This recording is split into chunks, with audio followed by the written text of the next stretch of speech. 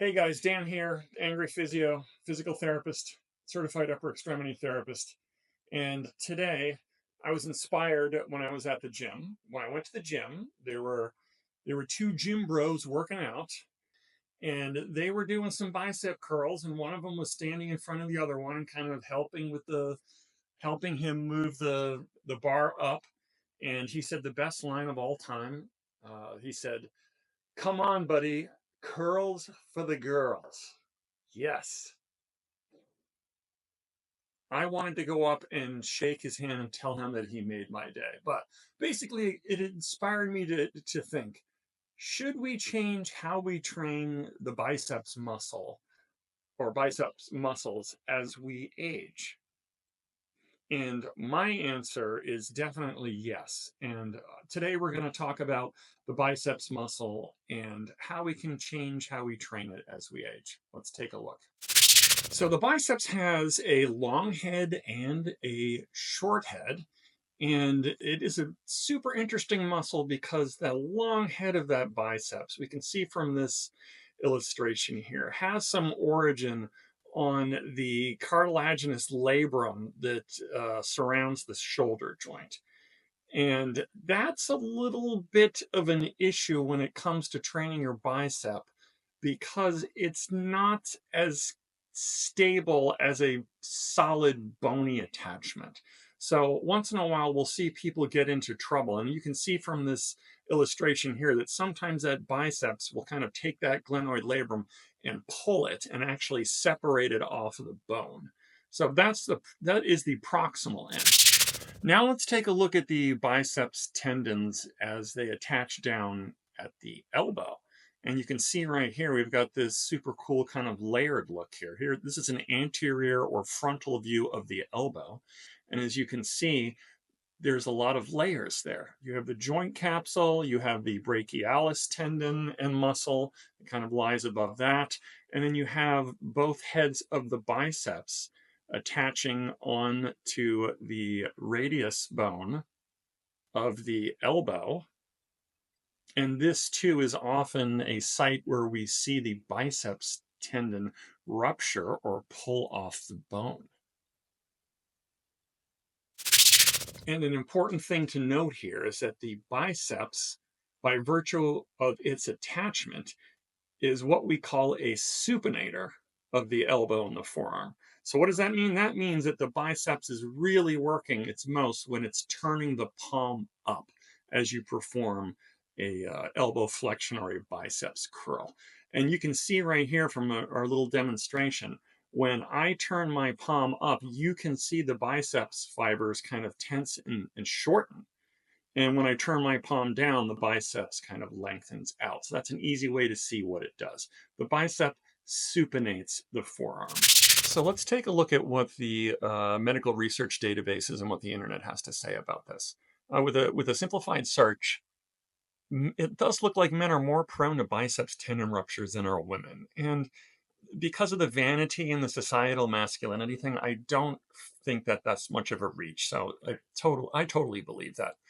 And clinically, I can't remember the last time I saw a woman who had a biceps tear in my clinic. It's always men. These types of tears, the tendons detach from the bone, as we said, it's more common in men, they say, often occurring in middle age. Aha, that's when the tendons become more brittle and our capacity to repair diminishes. Now, let's take a look at this study right here. Now, this is specifically about distal biceps tendon ruptures.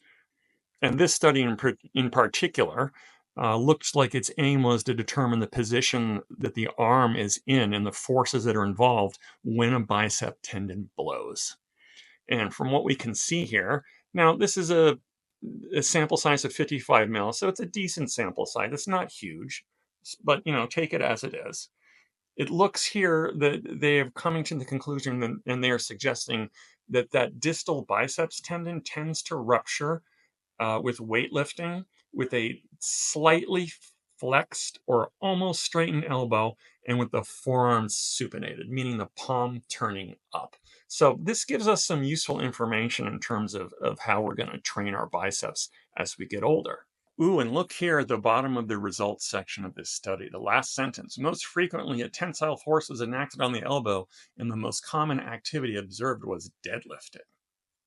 So, deadlifting, the arm is straight and the forearm is supinated. That's prime location. So, I'm skipping heavy deadlifting for the rest of my life. Once in a while, I'll do a light deadlift, but not worth the time. And it is also noteworthy that a lot of deadlifting is done with the palms facing you. I would assume that deadlifting with the palms facing you is probably safer than deadlifting with the palms facing away from you.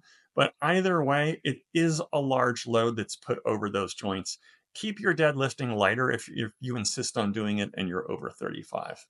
I, for one, will not, or I should say, will no longer do what is referred to as a preacher curl.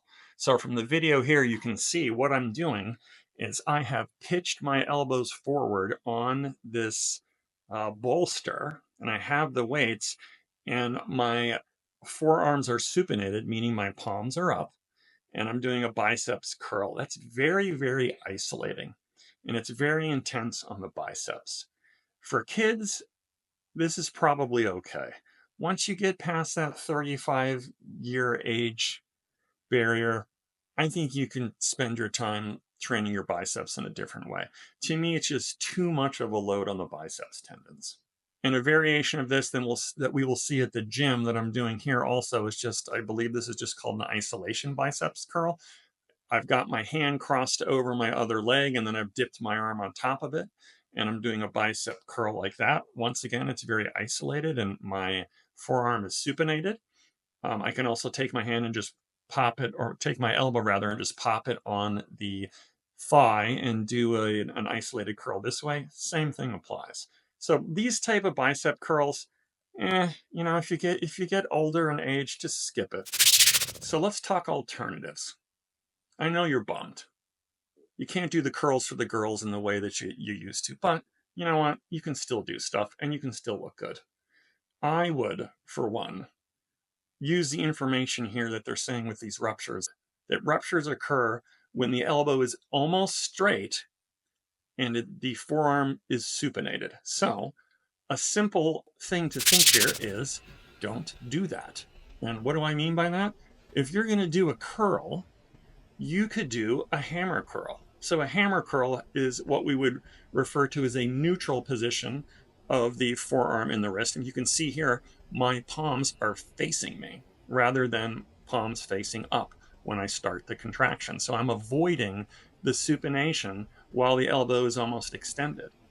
And if you just have to get that little pump that you've been used to getting your whole life with it, if you're going to do a curl standing like that with weights, just start the curl in the hammer grip position, and then as you come up, then you can supinate and turn the palms up. We are still avoiding that danger position at the bottom where we see the incidences of biceps tears. In addition to the hammer curl position, you could also do a forward bending, or using a bench, a facing down row. And as you can see here, I'm getting my rhomboids because I'm retracting my shoulder blade a little bit. I'm also getting some bicep action here, but it's not totally isolating the biceps in that forward position. Much safer in my opinion. You could also do good old-fashioned TRX rows. So what you see what I'm doing here, I'm combining a squatting motion with the rowing motion with the pulling of the arms. This is a good workout, and if I crank out 20, 25 of those, I'm definitely feeling some biceps work. And if you want to get crazy at the little end range there, you can see what I'm doing. I'm turning my palms up, so I'm turning it into a little mini kind of bicep curl as I'm doing it. And I got one more piece of advice for the people my age, or the over 35 crowd, especially the men, the gym bros, those of you who want to stay on top of it and look good, etc., into old age. I got 4 words for you, buddy, and this is the best advice you're ever going to get from a healthcare practitioner. What are these 4 words? Get over yourself. Get over yourself. No, that's 3 words. Get over yourself. There are other ways to train. We just went over a couple ways to train. Get adequate rest. Make sure what you're doing is sane and listen to your body. Enough said. If you have any questions or comments, drop them. Hope you enjoyed this. Subscribe, get the little ringy bell notifications every time we put out a new episode here on YouTube. Thanks for watching and have a good one.